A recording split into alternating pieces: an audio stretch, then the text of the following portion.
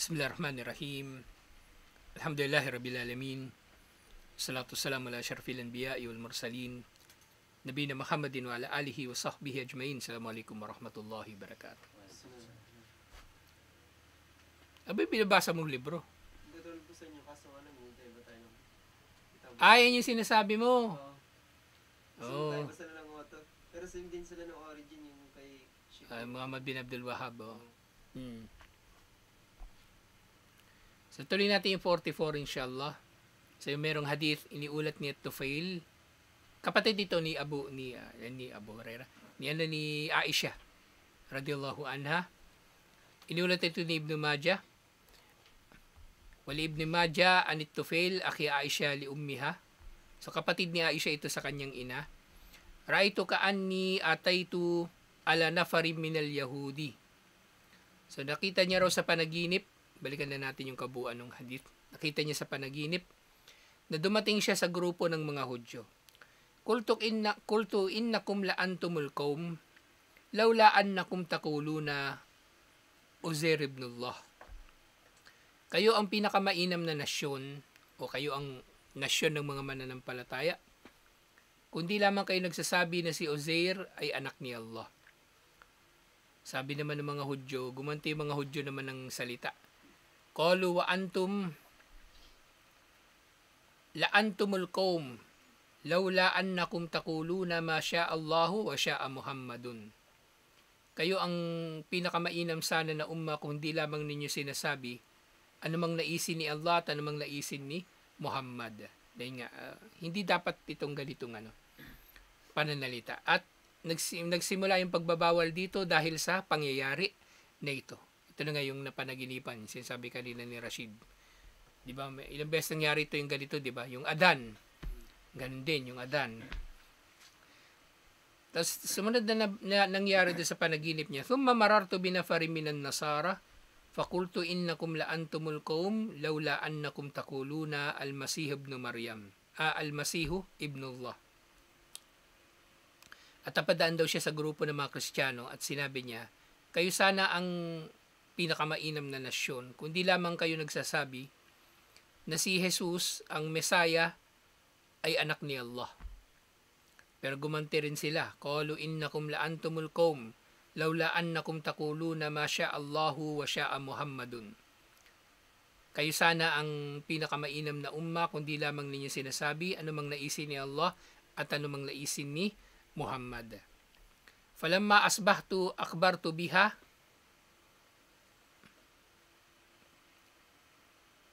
man akhbartu thumma ataitu nabi sallallahu alaihi wasallam. So pagkatapos daw nito, kinaumagahan, kinuwento na niya ito sa mga tao. At kinuwento niya rin kay Propeta Muhammad sallallahu alaihi wasallam. Fa akhbartuhu, at binanggit niya ito sa kanya. Sabi ni Propeta Muhammad sallallahu alaihi wasallam, hal akhbarta biha ahadan? Qultu na'am. Sabi ni Propeta Muhammad sallallahu alaihi wasallam, may iba ka pa bang pinagkwentuhan nito? Sabi niya, oo, meron. Na nauna na niyang pinagkwentuhan. Sabi ni Propeta Muhammad sallallahu alaihi wasallam, niyat to fail pala. Fahamidallah, pinuri ni Propeta Muhammad sallallahu alaihi wasallam si Allah, wa atna alayhi. Thumma qala, at sinabi ni Propeta Muhammad sallallahu alaihi wasallam, amma ba'ad, kumbaga nag-lecture na siya o nagkutba. Fa inna Tufailan ra'a ru'yan. Si Tufail ay nakakita sa kanyang panaginip. Akhbara biha man akhbara minkum. At nabanggit na niya ito sa ilan sa inyo. Wa innakum qultum kalimatun qad yamna'ani kada wa kada an anhakum anha.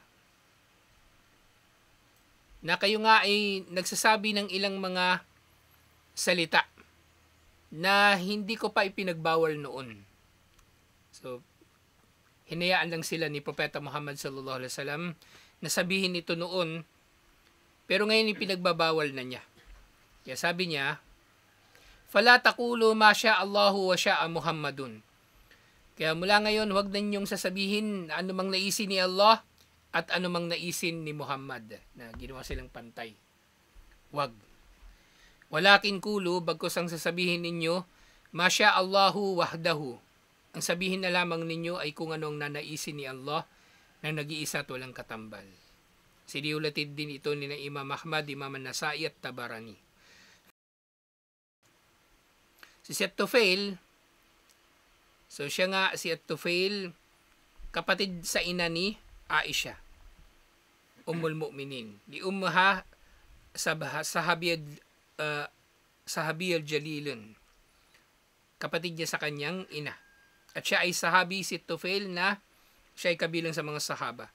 Na hindi katulad ni Muhammad bin Abi Bakar na hindi kabilang sa mga sahaba. Si Tufail sahaba talaga. Wahadi ru'ya haqqun haytu aqarraha Rasulullah sallallahu alaihi wasallam wa amila bimuqtadaha.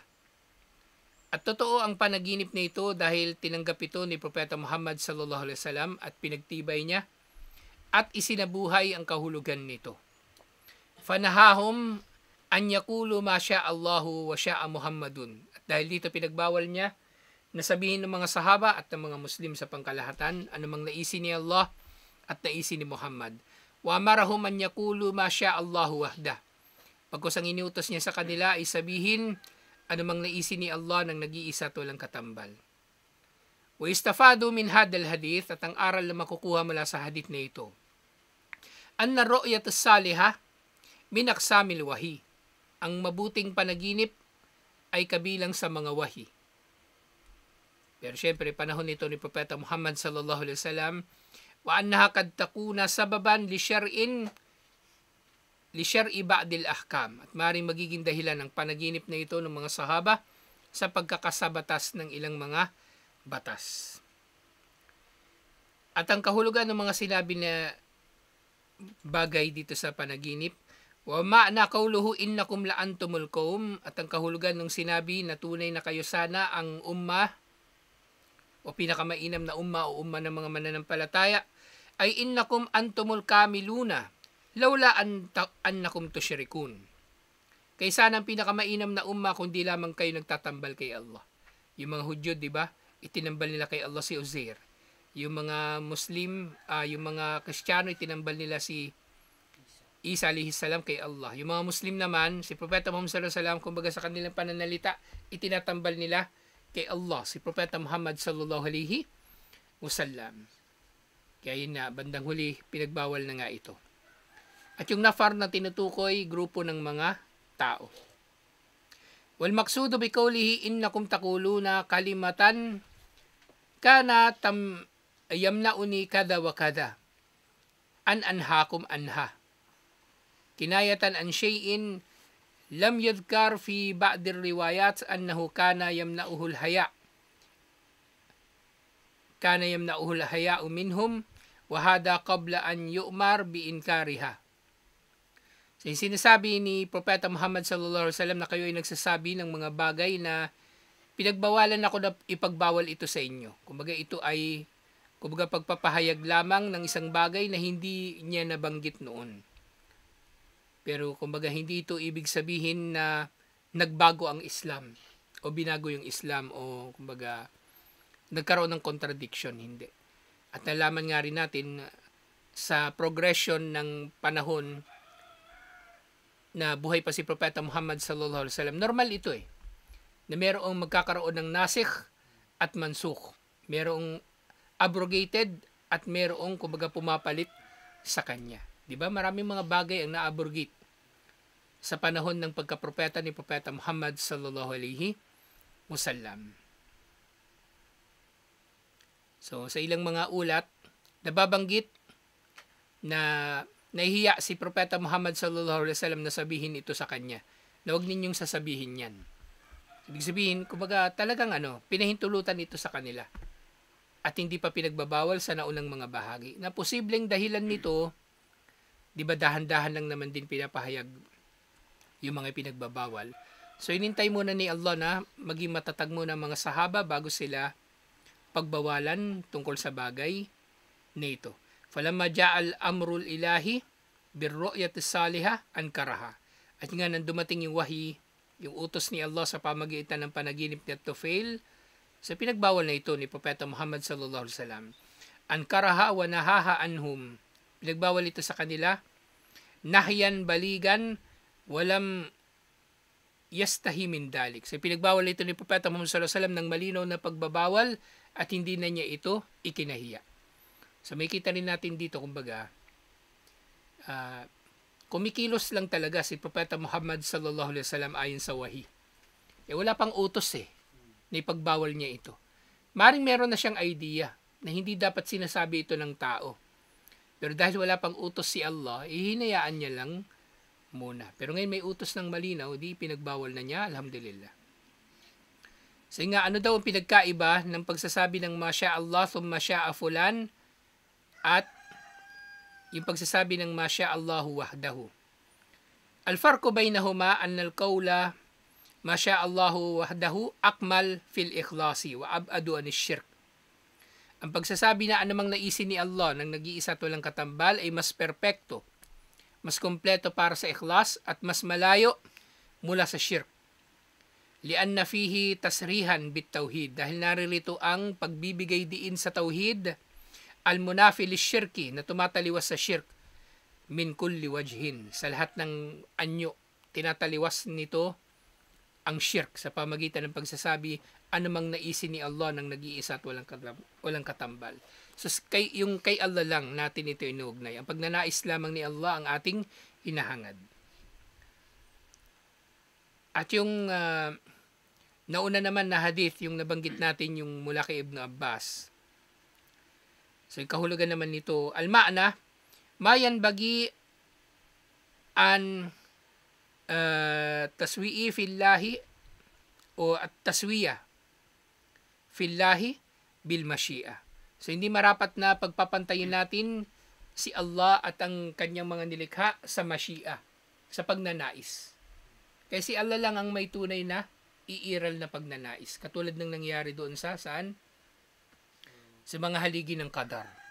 Diba? Ang mashi'a doon, mashi'a lang ni Allah. Diba?